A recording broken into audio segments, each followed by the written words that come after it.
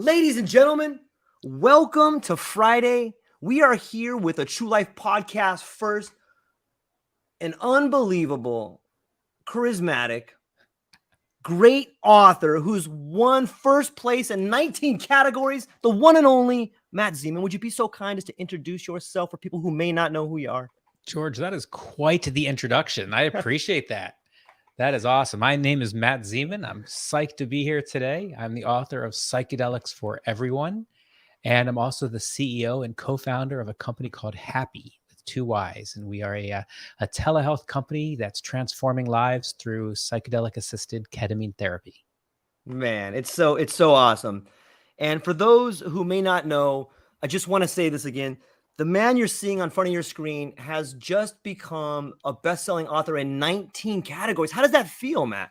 It is. The whole point of this book was to get it out into as many people's hands as possible. And in my wildest imagination, I did not think so many people in these first few weeks would be downloading it and buying it. It just feels great, and I'm truly hoping that that this can change some lives and that people can say, hey, I do see how psychedelics can be of benefit for me or for someone I know.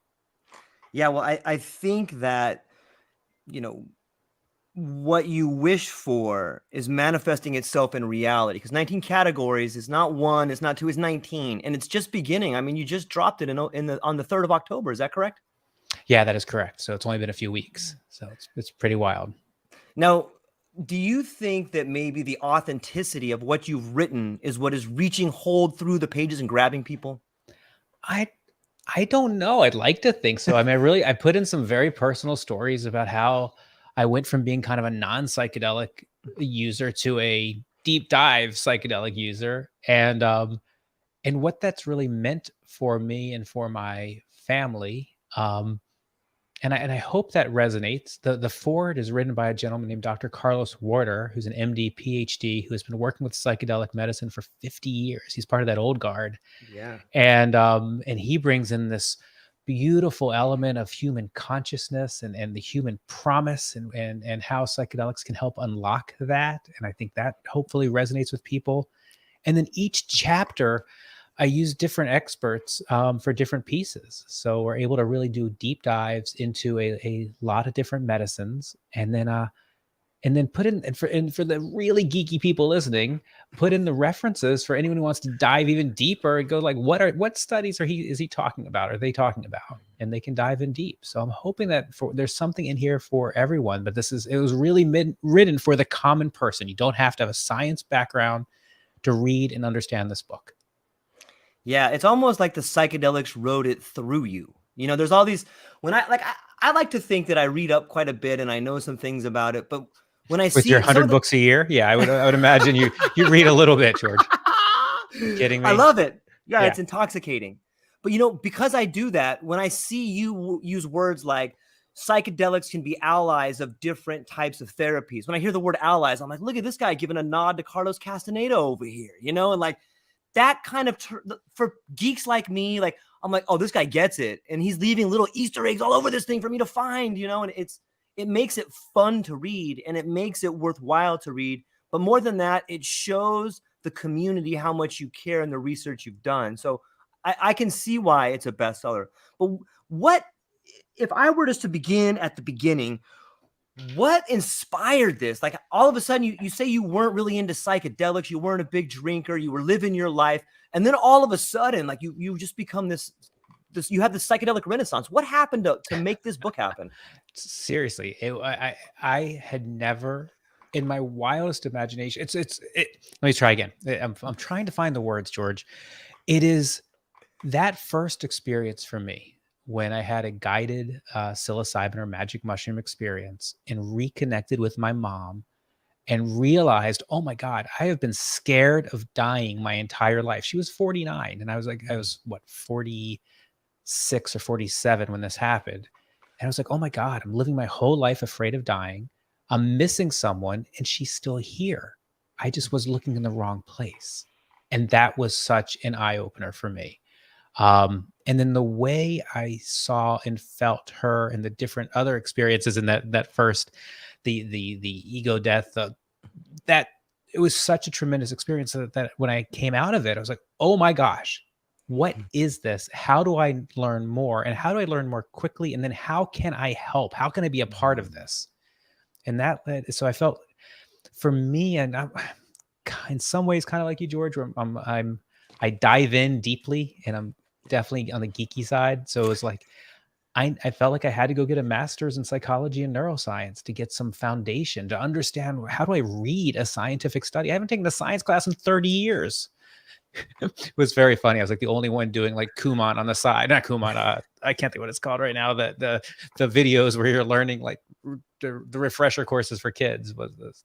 Yeah, it took a lot to get through that. But and then deep diving into lots of psychedelic conferences. And then as an entrepreneur, just looking around and saying, okay, where can I add value? Where can I help?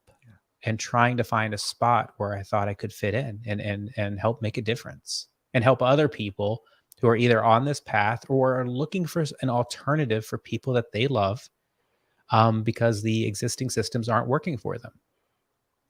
Yeah, or even making it worse for them.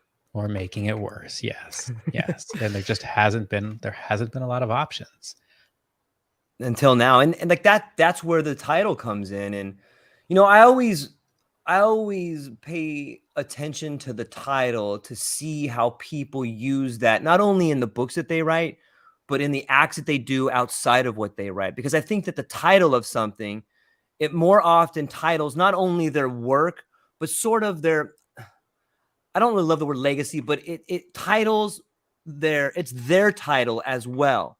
And I see psychedelics for everyone, not only in what you wrote, but in what you're doing and the words you use to speak the message you're speaking. And when you talk about all these, like you hit so many different levels there, from, you know, I died, I reconnected with my family, I went back to school. Like that is like there's a psychedelic level on every one of those. And it's amazing how you could tie all those huge things into one little paragraph.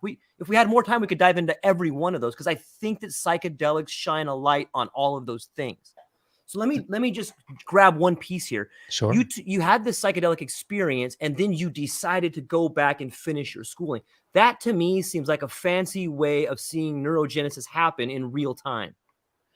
I think you're right on that, but I will also, again, now fast forward and look behind. Please. It's like, okay, so even knowing what I knew after that first session, I went in the Western approach. Okay, this is awesome. I need to go to school and learn stuff so I can be better at this.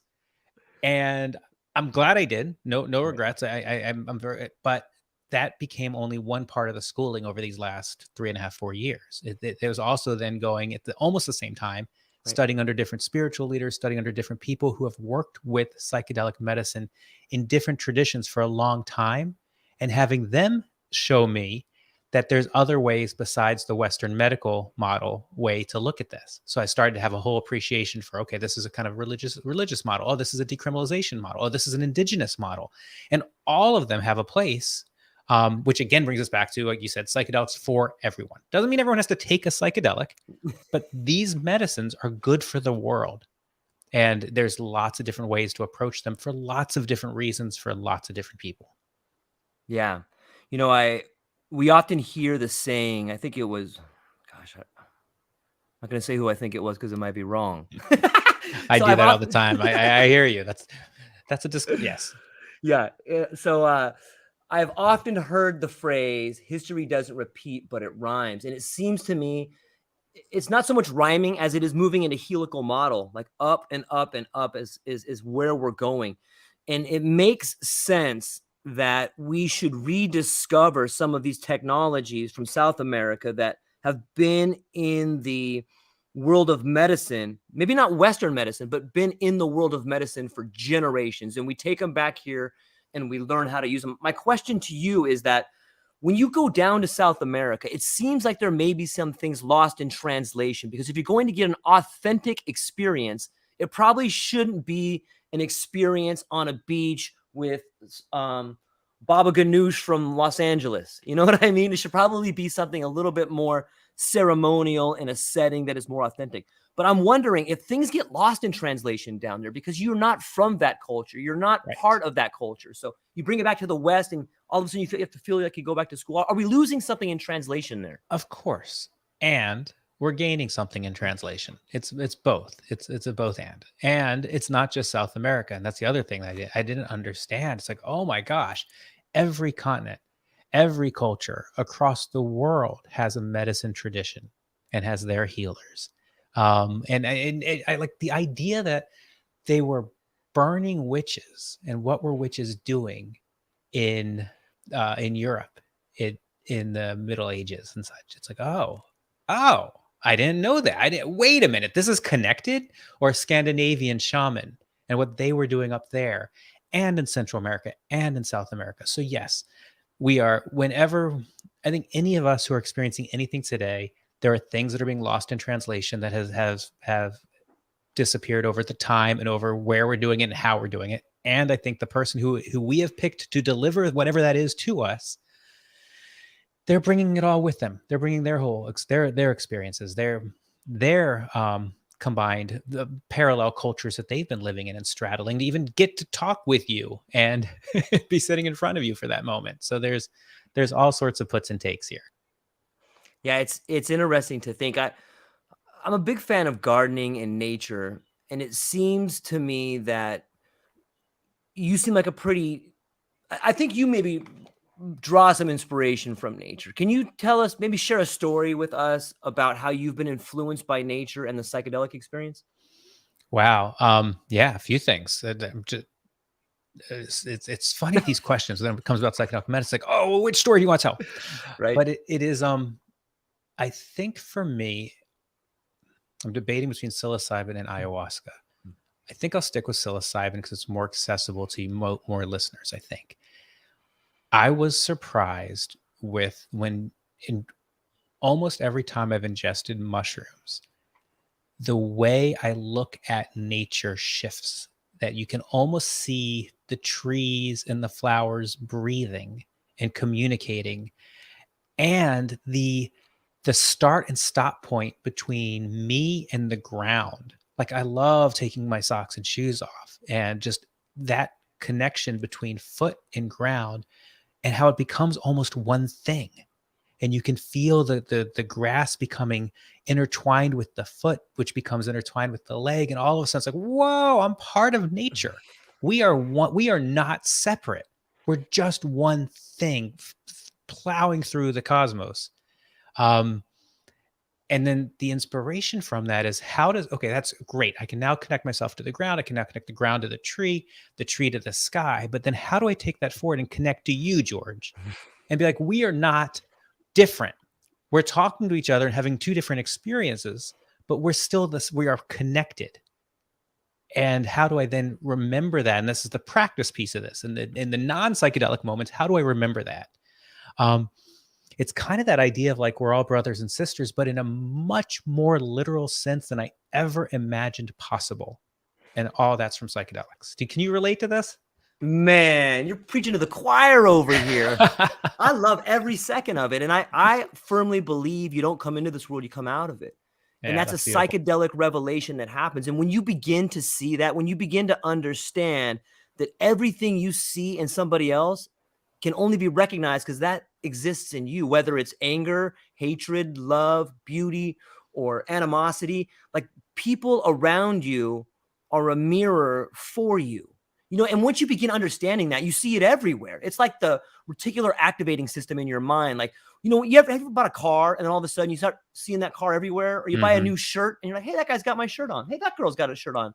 You know, there's this thing that happens in our mind where we begin to notice the very things that we do or we buy or we have habits of.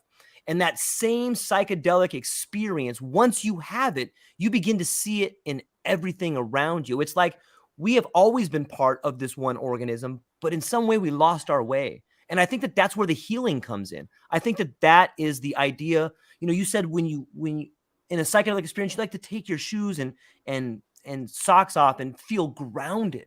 How many people that have mental illness aren't grounded. It's not that they're bad. It's not that they've it may be partly due to a traumatic experience, but they're not grounded. And once they get grounded, it's like, oh gosh, I feel so relieved. I'm normal. I'm one of you. And like that to me is the essential foundation of healing, is coming back to the idea that we're one. And that's what I mean. When you said that, that's exactly what I heard. And I can feel it, man. I get goosebumps when you talk like that.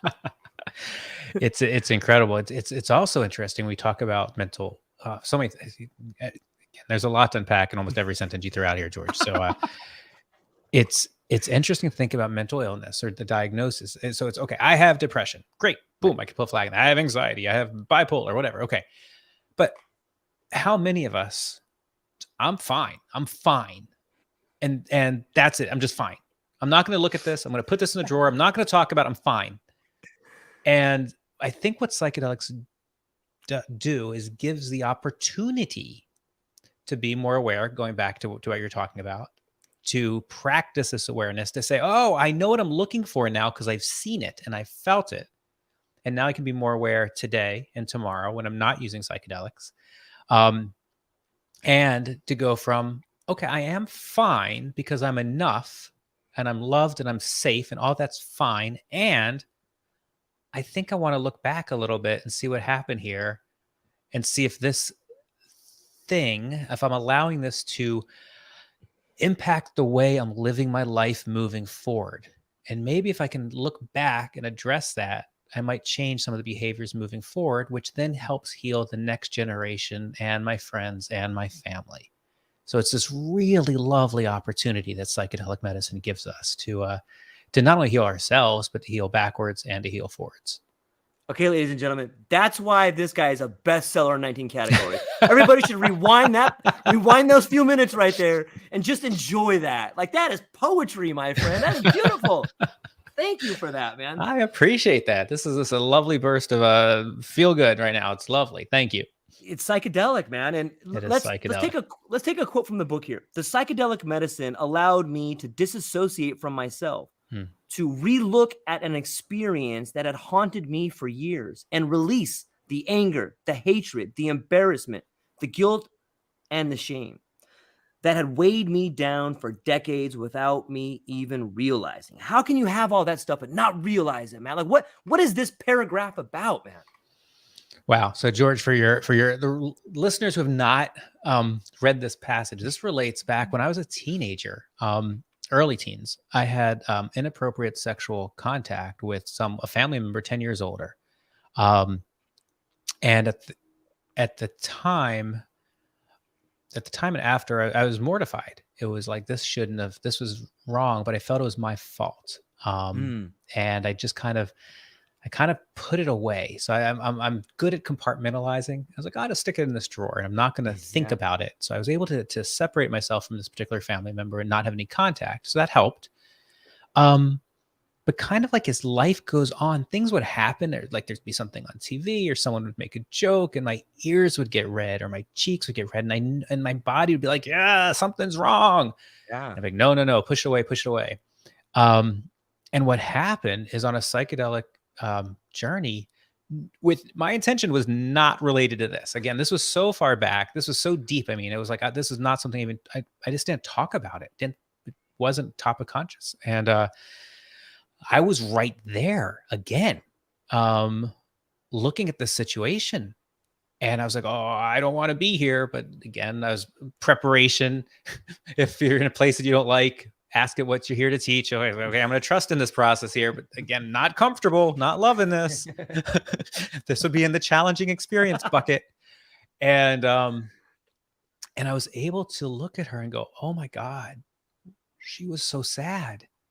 She was so unloved. She was so rejected. She was so feeling so bad about herself, and she was struggling with alcohol and drugs and comparing herself to other people, and she just wanted to be loved. And it wasn't malicious. I don't have to forgive, and I don't have to accept it. But I can understand it differently, and I could have empathy for her as a human, and I can heal and move on. And now I can talk about this all day, every day without any feelings and any embarrassment or any shame, blame, or guilt. Um, yeah. And it's just again, it's one of those, like, in my wildest imaginations, I didn't think psychedelic medicine could do that. And sure enough, here it is. It was a trauma that impacted me, that I held somewhere deep down inside. And it was able to kind of go in there, find it, pull it up, help me look at it, and help me move on. Well, thanks for sharing that. And I want to say congratulations, and I'm glad that happened to you, because if that didn't happen to you, then you wouldn't be where you were. And in some ways, we can look back at the people that committed atrocities on us and be thankful for them. And that's part of forgiving. That's part, maybe not forgiving, but understanding. And the way you described her, I can't imagine how many years it took for you to come to the realization that this person was in pain and that you were not some sort of object of fetish, or you were not some sort of object of abuse, but you were just this conduit that happened to be there. And people may not ever be as strong as that, man, and it'll ruin them. Like, you felt the pressure of that on you. And I know what that feels like. You can go a lot of different routes with that kind of pressure on you that you hold in. But I believe the purpose of tragedy, and let me know if you believe this to be accurate, but I believe the purpose of tragedy is because there's a force bigger than you and I can imagine. And that force is forcing us to go through the most uncomfortable, sometimes horrible things, because it believes we're big enough to come out on the other side and help people. That's the purpose of tragedy, is so you can come out the other side.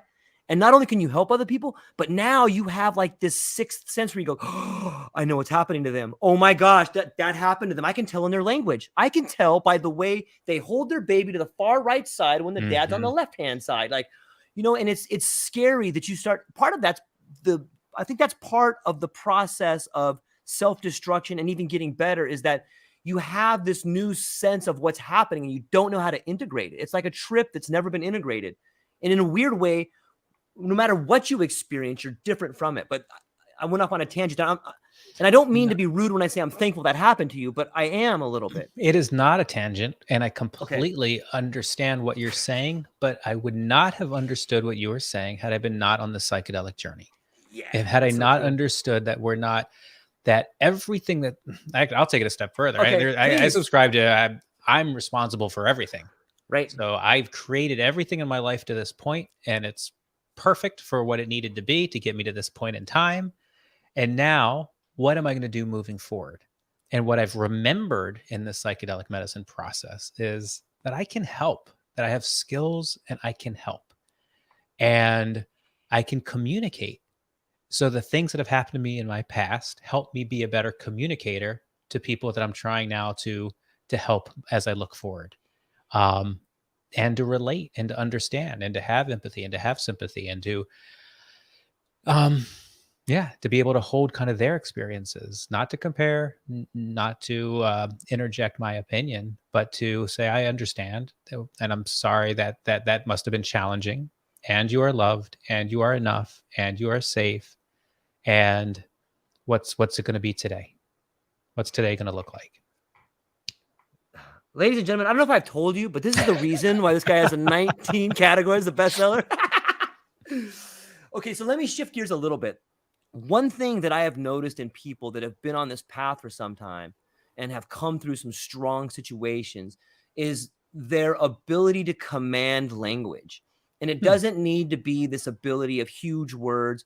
What it seems more to me is their ability to explain concepts. And I think there's something happening in the psychedelic experience that allows for people to become better communicators. I don't know if that means you're more open, or if on some level at the peak of the psychedelic experience, you are becoming more comfortable with heightened senses of awareness, or if you're taking in more information. But I believe that the psychedelic experience is allowing those that are on that journey to become better communicators. And it's affecting our language, be it concepts, be it understanding, or be it words. And I'm wondering if you have noticed a difference in the way you speak or in the way you communicate since you've been on the road of psychedelics. I I think what you're saying is fascinating. I haven't thought of what you're saying in these terms, but I can connect to this. And I'm going to put it this way. I believe with psychedelics, because it gives you the opportunity. Again, everything's an opportunity. You can take Right. psychedelics and just go on a trip and True. whatever and let it Yeah. go. But assuming that you are integrating and thinking about what happened and trying to move it forward, in many cases, you're stripping the masks. It's not, I'm not an author. I'm not a father. I'm not just a brother, a son. I'm not my name. I'm a human. I'm here. We are humans. So we've stripped off a lot of the masks. We've then, in many cases, it's like you don't want the surface conversation. You don't want the cocktail party conversation. It's just no fun. Right. So it's like if we're going to talk, let's talk. If we're not going to talk, that's totally fine. I'll go talk with somebody else. But let's have an authentic conversation about the stuff that matters. How are you feeling? How can I help? What's going on? What's really going on? And because you've now taken the conversation to a different level and you're connecting with the human in front of you with all of your heart and all of your attention and all of your awareness, I think whatever you're talking about can get through in a way that the cocktail party of who beat who the other night just doesn't matter. So I think that's my take. And then I believe you start, so it's not that you start putting yourself in situations where you're having these conversations, you're having more opportunities to communicate, and therefore more is getting across. I think that's my take on it, George. I'm not sure if I learned any vocabulary if I remembered any vocabulary through these psychedelic experiences, but I do think I've increased 10 times the authentic conversations I'm having on a daily basis. Yeah, I agree that this surface layer of labels that we use and we begin to teach kids at an early age strips us of seeing the world the way it is, And so let me just shift gears for a moment and say this. In our earlier part of our conversation, you had decided to go back to school to learn some things. And after you had said that, you followed that up with another sentence that was like, oh, that's just something you do in the West.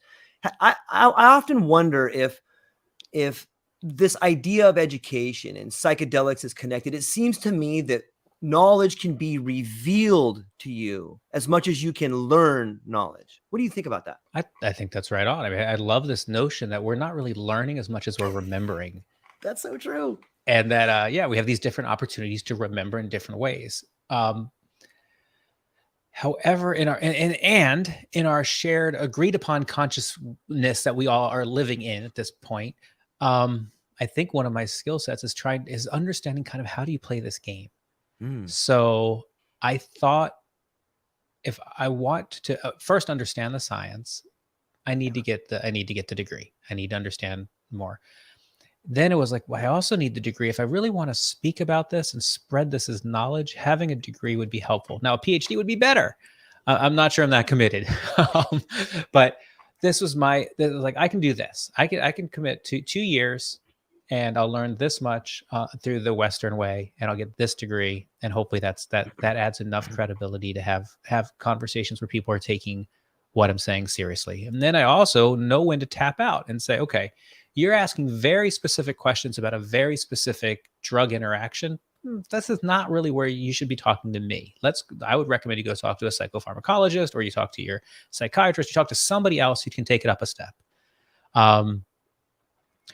Or you're saying, I really want a deep dive into a spiritual realm, and this is what I'm looking for. I'm like, yeah, you should go talk with this person because they have been training under this, and this seems like it's in the vein of what you're looking for. But there's so many different ways to approach these medicines. It is mind-boggling and it's beautiful. Yeah, you're like the prefrontal cortex, man. Like you have like the the Eastern background. You have like the right hemisphere of the brain, and you go to the West to find the left hemisphere of the brain, and you have the analytical meets the spiritual, and you're like the corpus callosum, just moving them across each other, man. That's so awesome.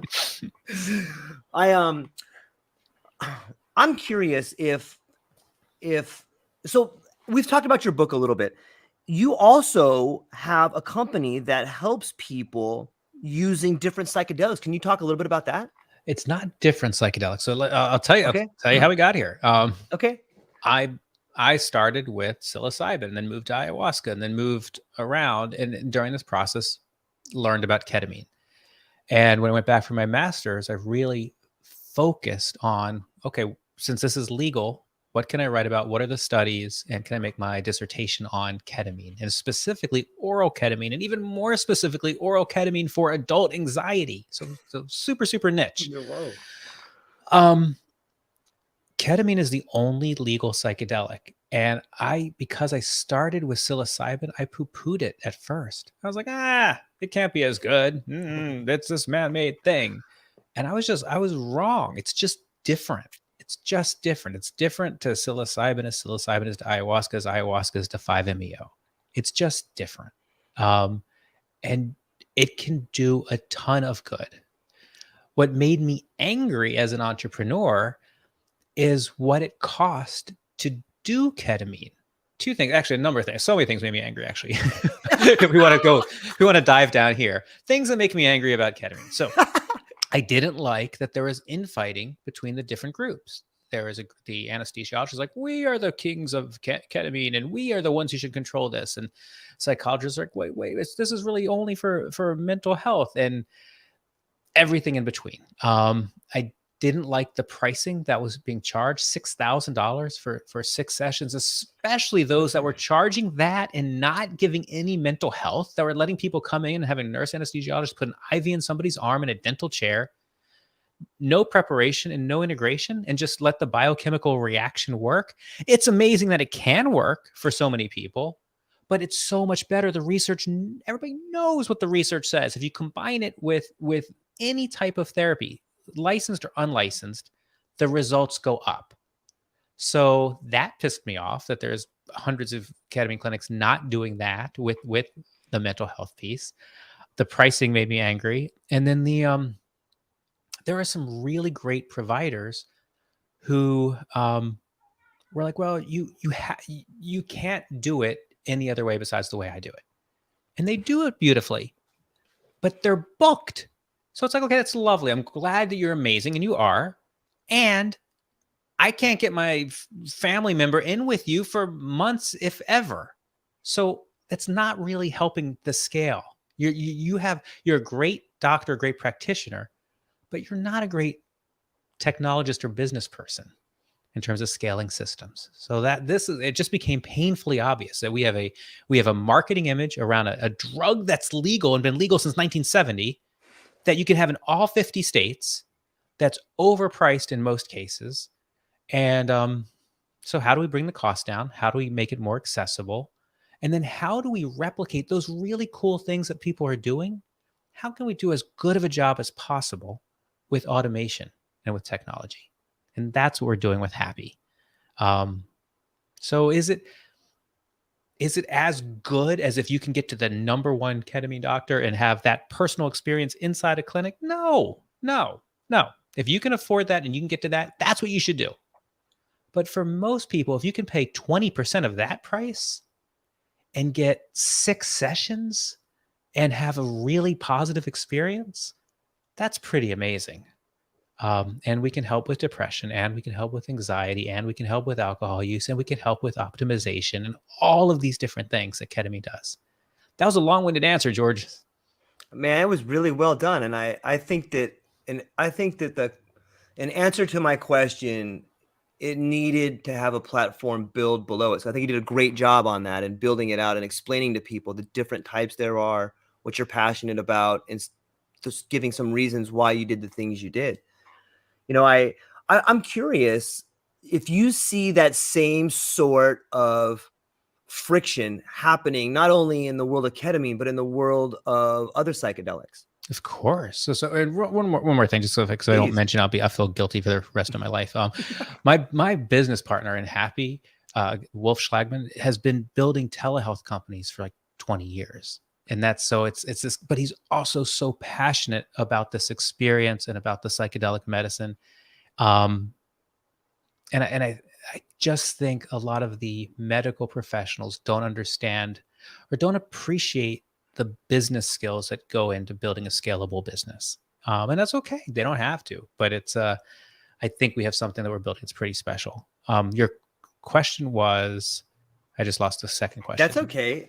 Friction, it makes me have other questions about what you just said, but the friction between the same sort of friction happening that you noticed in the ketamine space, is that same sort of friction happening not only in the psychedelic space, but in medicine in general, do you think? Yeah. And it's yes, and differently. So oh, nice answer. Where do we take this? Well, we can start in the let's just talk about psychedelic medicines. I mean, there's people who are like, oh, this is indigenous to South America, period. Okay. I get that. There's a lot of respect and tradition that comes out of South America. And there's a whole European tradition as well.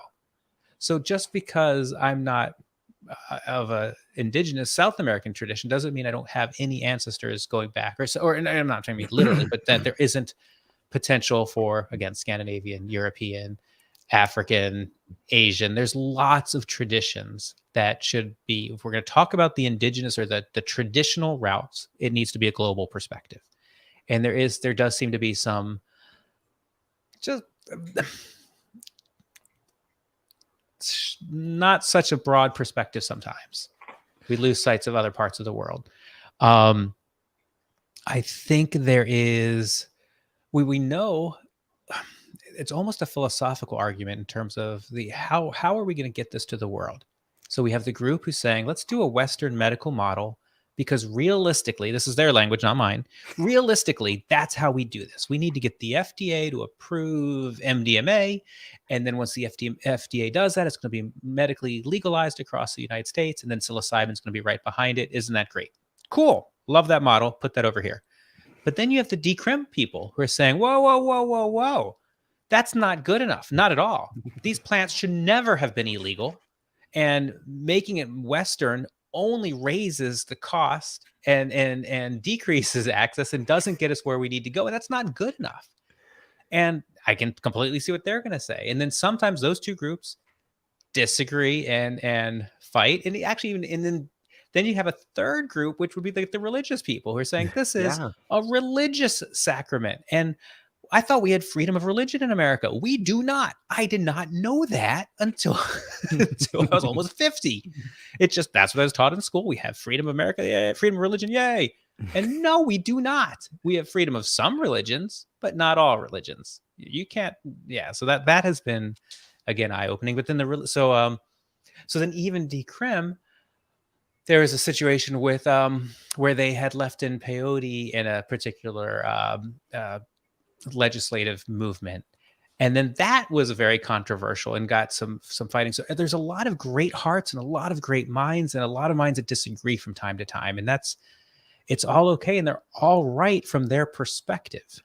And I just didn't know all that happened. I like that. That's so true, and it's such a sobering answer of what it's a real answer of what's happening in the trenches and on the ground right now. And I often wonder if people thoroughly are getting to enjoy the possibilities that are in front of us. Like there's so much potential and possibilities on the ground right now. And we're really shaping the next 100 years of medicine. And I can see it in the way in which you and your partner are transforming not only ketamine therapy, but telemedicine is something that, while it may lack the true connection of one-on-one or the embrace of the otherness that is there when you're with somebody, it is a tremendous way to begin the procedures of helping people become whole. And I'm wholeheartedly a huge fan of it. I wanted to ask you this, like you had mentioned that in the beginning, you were more affectionate towards psilocybin than ketamine because you had tried psilocybin and you would notice that there's other different medicines that can help different people or different therapies. I'm wondering if in the future, maybe we might see ketamine being really targeted towards certain problems versus psilocybin being targeted to other ones. And even if you made it a little bit deeper, do you think that I think there's going to be blends, or even that certain types of specific mushrooms may be better for different types of certain types of melancholy problems? Or what do you think about that? Yeah, I mean, if we're gonna dream, let's dream all the way. Yeah, Let's that's do what I'm it. saying, man. That's what I'm So saying. what did they do in this? What did they do pre this all becoming illegal? What did they do in the underground world? They stacked things up. They said, you know what? We're gonna do a little bit of this and a little bit of that. And you know what? In an hour, we're gonna come by and give you a little bit of this. Yeah. And they were trying different cocktails of medicine, like any doctor would. They're trying different cocktails of medicine to have different outcomes on individual patients. So at some point, when we think about a skilled practitioner who understands the medicines that they're working with and understands the biology of the human that they're working with and the spiritual needs of that human that they're working with Great and the point. past history of that human that they're working with, Great points. and they can make a determination of, you know what we need to do? We need to first open their heart, and we're going to use this medicine to do that.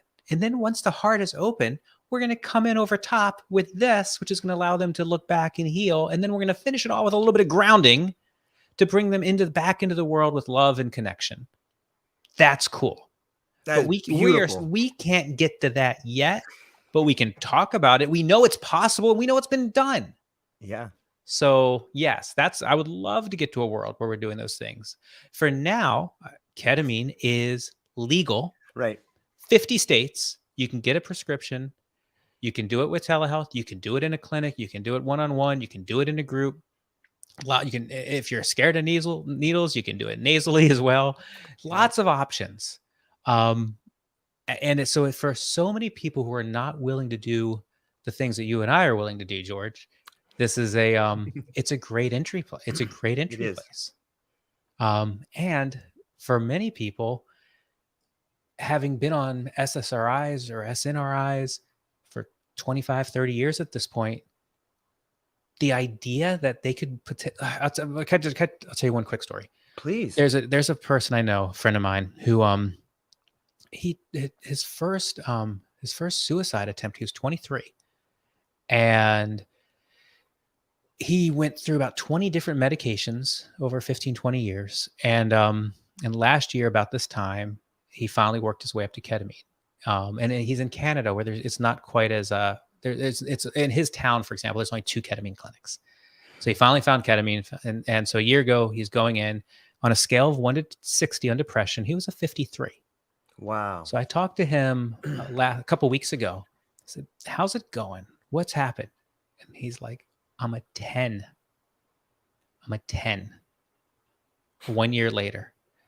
And then I said, what's your frequency? Did you do the 6 and then spread out? He said, yeah, I did 6 within 6 weeks. And now I'm once every 4 weeks. And it's a game changer. And that's incredible. And how many people out there are either on antidepressants that don't work, on antidepressants that work, but the price tag is too high with the side effects. They're tired of having sexual dysfunction. They're tired of having gastrointestinal issues. They're tired of having brain fog. And the price tag's too high. Or how many people out there have said, I'm not going to do antidepressants because I don't want to be addicted to this medicine and have withdrawal and all this stuff, and just didn't know there was another option. So I love to be able to jump up and down and say, do it through us, do it through anybody. Doesn't matter. There's 400 ketamine clinics right now, 400-ish, that are working with mental health and ketamine. Pick any of them. Try it. Because this is that whole abundance, going back to your business question. There's no competition because there's plenty for everyone. There's plenty of everything for everyone, period. So abundance. Here,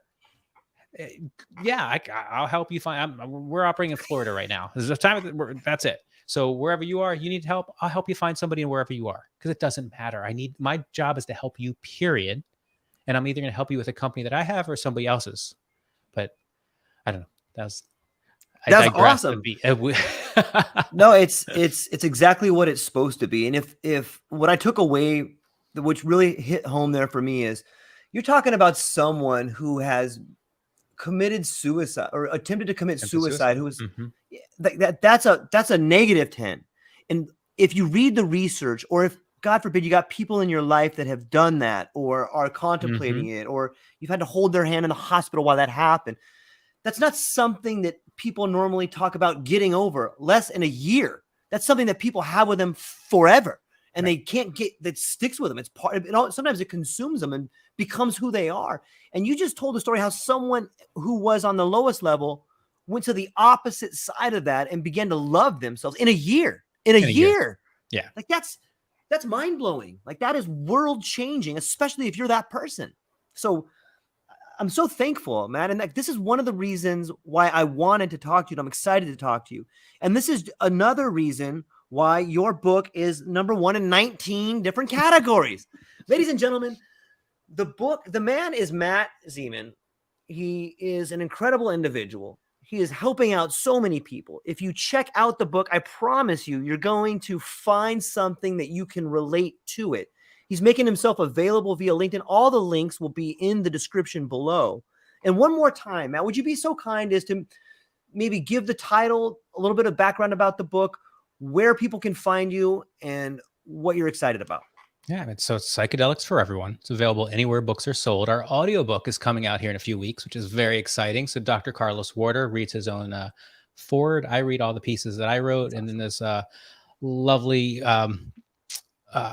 narrator reads the pieces that different women wrote in the book. And so I'm very excited that that's coming out, because I'm realizing that a number of people just don't like to sit down and read the physical book, and they want the audio version. So off we go. Audiobook it is. What am I excited about? I'm excited about the promise, or what psychedelics can do for the human promise.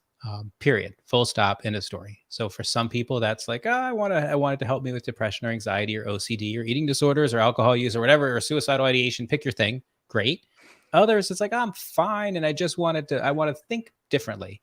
I want different relationships. I want to have a different relationship with myself, with my parents, with my kids, with my siblings. Great.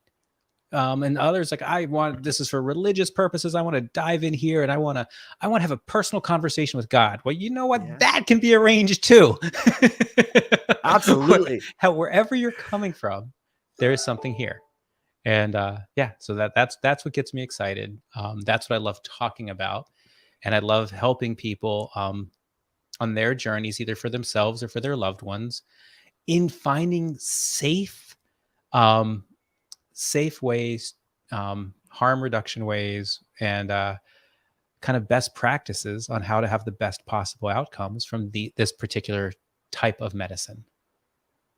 I love it, man. I love it. Ladies and gentlemen, in a world that seems to be plagued by disaster, if you just look under the hood, you'll see the beauty and the harmony in which the machine runs. And I think that what we're seeing right now, if you just look under the thin veneer of nuclear war and craziness, you'll see the healing taking place. You'll see people like Matt coming up with books that are out there for everyone to share and enjoy. And I think your book is an invitation for people to explore what the world can be to them if they take the time to do it, man. So thank you for that. I'm really thankful for spending time with you today. So thank you, George. I love what you just said. Can I just jump on that for just a moment? I know I just can't let that go. There has never been a greater time to be alive. There has never been less hunger, less abuse on minorities, less war, less money spent on arms. You pick the category, and there's never been a better time to be alive. Does that mean everything is okay? No. But there's never been a better time to be alive. And the things that are happening in the world I believe, are leading to better discussions. Yeah. And I'll give a simple, awful, interesting example. What's happening in Ukraine right now? We have one country saying, I want to take over this other country. This other country saying no. We have the threat of nuclear war. All of that is challenging. But what's the bigger discussion? The bigger discussion is, you know what?